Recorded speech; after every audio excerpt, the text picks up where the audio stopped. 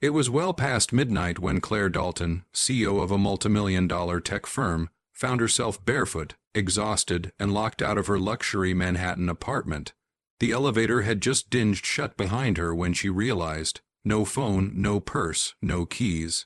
All she had was a box of leftover pasta she'd intended to eat straight from the container.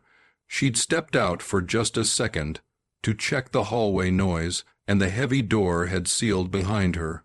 Her silk blouse stuck to her back from the July humidity, her nerves fraying. She sank onto the hallway floor, silent curses swirling in her mind. Of all nights after a brutal board meeting, after firing a VP who had been like a brother that's when she heard it, the creak of a stroller and the soft hum of a child singing. At the far end of the hall, a man wearing a faded hoodie and pushing a sleepy little girl wrapped in a pink blanket paused. He looked at her with a mix of confusion and concern. He had kind eyes, tired ones too. "You okay, ma'am?" he asked, adjusting the blanket on the girl's shoulder. Claire straightened, brushing her hair behind her ears. "Locked out, no phone, no dignity either." He chuckled softly. "Well, dignity's overrated." She gave a half smile. "So is pasta. Want some?" He hesitated, then sat a respectful distance away, the stroller parked between them. "I'm Ryan, that's Ella. She's had nightmares all week, so hallway walks at midnight are our thing now." Claire leaned over to wave gently at the girl. "Hi, Ella." The little one peeked, gave a sleepy nod, and tucked her teddy bear closer. "Do you live here?" Claire asked. He nodded. "5th floor. Been here 6 months. Trying to get steady work again." Something about his tone, casual but proud, stuck with her. "So you're between jobs?" she asked carefully. "I fix things, fences, appliances, odd jobs. Did HVAC for years before the company folded. It's been a scramble, raising Ella solo." Claire blinked, a single dad, alone in the city, and still kind enough to sit with a stranger. A silence settled in, gentle, not awkward. Then Ryan rose. "Let me try something." He rummaged in the stroller's undercarriage and pulled out a metal hanger. "Learned a few things in maintenance," he said with a wink. She watched, amused and curious, as he crouched beside her door, working the hanger with surprising skill. After 2 minutes and a soft click, the door gave way. Claire stared. "You just unlocked it?" He grinned. "Guess the old tricks still work."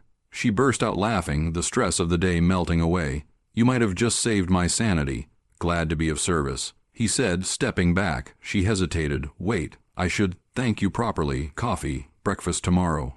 Ryan's eyes flicked to Ella, who was already dozing off again. "I'd like that, but only if you don't mind crayons at the table. I insist on it." She smiled. The next morning they met at a corner cafe. Claire wore jeans, Ryan wore the same hoodie. Ella drew suns and stick people while they sipped coffee and talked. For the first time in months, Claire didn't check her phone. Halfway through, Ryan looked up and asked, "So, what do you do exactly?" She hesitated, a little sheepish. "I run a tech company. Well, a few. I'm Claire Dalton." There was a pause. His brow rose. "The Claire Dalton?" She gave a modest shrug. "I don't usually get locked out." He laughed a full, real laugh that made Ella giggle. "Well," he said, sipping his coffee, "good to know CEO need rescuing sometimes, too." 3 months later, Ryan was working full-time on-site as a facilities consultant for Claire's new foundation, one that funded vocational training for single parents. It was his idea. He never asked for favors. She never offered pity. What grew between them was built on midnight pasta, hallway walks, and shared humanity. And every now and then, when Ella wanted to hear a bedtime story, Claire told her the one about the night a CEO locked herself out and let kindness in. Moral: sometimes the door that accidentally closes behind us leads to something unexpectedly open, a new friendship, a new chapter, and the kind of kindness the world needs more of.